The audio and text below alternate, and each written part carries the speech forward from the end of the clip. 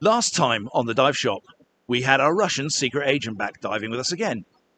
What she can do with a camera would make the KGB proud of her training, we think. Nora also got to dive a lot, and we compared Sisters Rocks now to when Jill Heineth was here back in 2016 and wrote her piece about diving there for Nat Geo.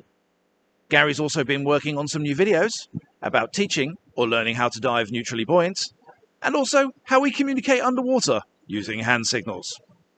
This week on the Dive Shop, the team prepare to welcome Caribbean Reef Buddy back to the shop. Dean and Gary get creative, Nora gets some more diving, and we welcome our new team member, Squid.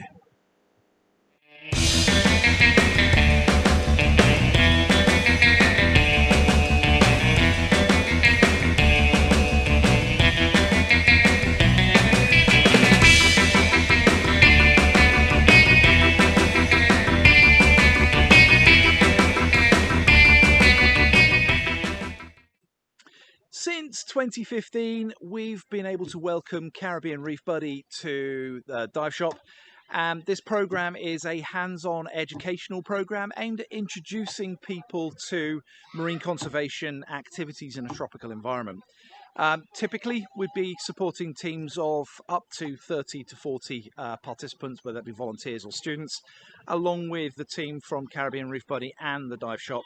And we would do 4 different conservation-based projects over a summer.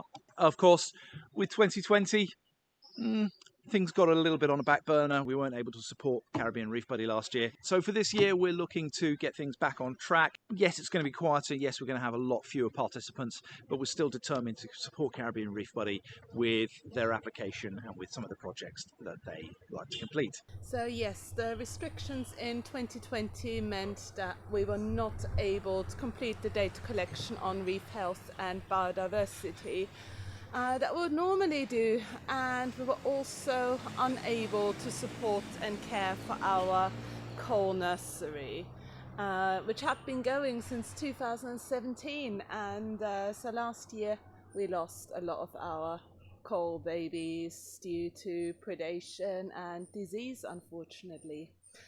Now this year things are looking better, and so we've already started to prepare the coral nursery again, and we started looking for new elkhorn coral fragments that we can use to populate the nursery and plant a single table of elkhorn initially, and then from May we'll be looking to get some volunteer support, as we would like to try and re-establish up to 5 additional coral growing tables. Also be getting back to conducting reef surveys, collecting data.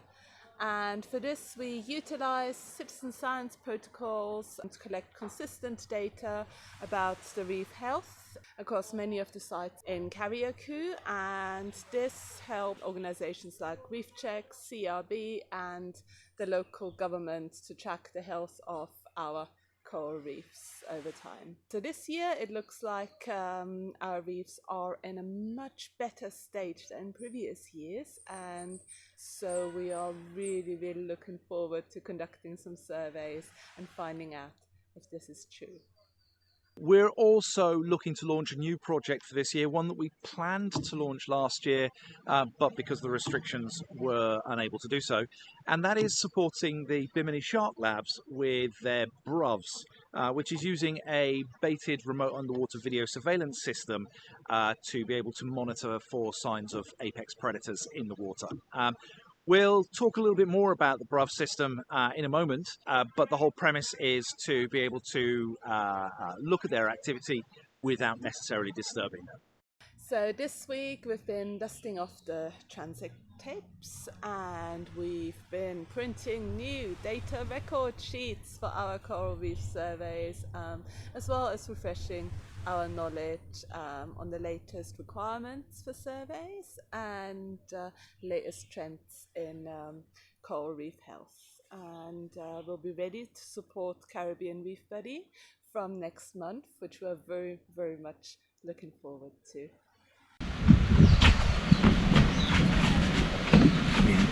think we're in? Who is the strong man or who's the female? Let's get us. I think we're in. Okay. So supporting the CRB program, we had hoped to do some research on apex predators using the Bimini Shark Labs apex predator monitoring system. Now we wanted to do this last year, but COVID kind of got in the way, and so we had to shelve it. This year, though, this summer, we're doing it.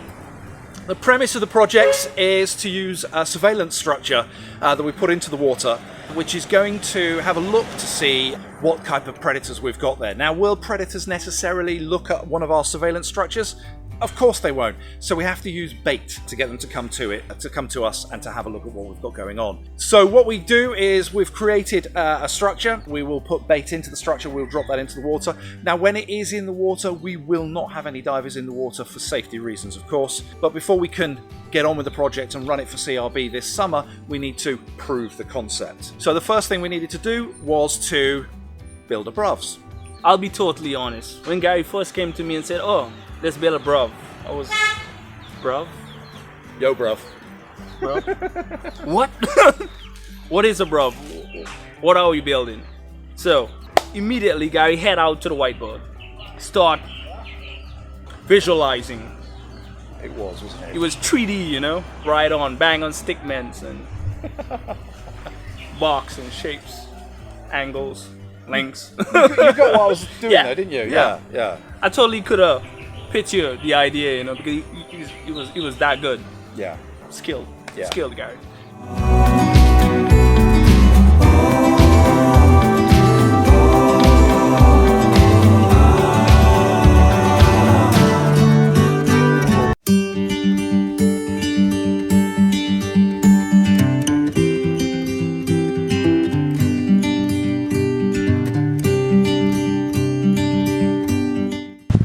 What we prepared earlier. And here's our rocket. Oh no, here's our first bruv. Not a rocket launcher. Here's our first bruv. Bruv. And here's the science bit. In this tube, we will load in frozen bait, start the camera, and drop it down onto the substrate on the bottom, and leave it. We'll go away, take the boat away, leave it completely as nature intended, just slowly leaking bait into the water, which will attract the predators to come and have a look at it. We'll come back a few hours later, recover the bruv, and take off the camera, give it a good clean, and then we can watch the footage to see what's going on. So from a scientific perspective, what we're able to do is to analyze the footage to see what types of species are in the water and what numbers they are and how long it takes for them to come to a site. Now, some people will say, "Oh, but baiting the water, aren't you going to change feeding habits?" And the reality is that if we continue to do this at a set site forever, yes, we could. So the protocols we have is that we will only load this into the water for no more than 7 days, and then we do not go back to that same location. So we don't want to create habit for the apex predators there, thinking that they may get a free meal or that there's chum or blood in the water.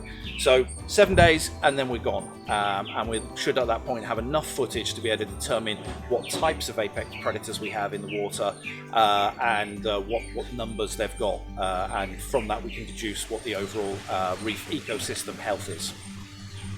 Sounds like a good project. Yeah, and let's be totally honest. We're all looking forward to see what we have here in the waters. We're all curious. We all want to find out what is there. And also we want to find out if it works or not. Yeah, good so there you go, bruv. Yeah, bruv. Bruv.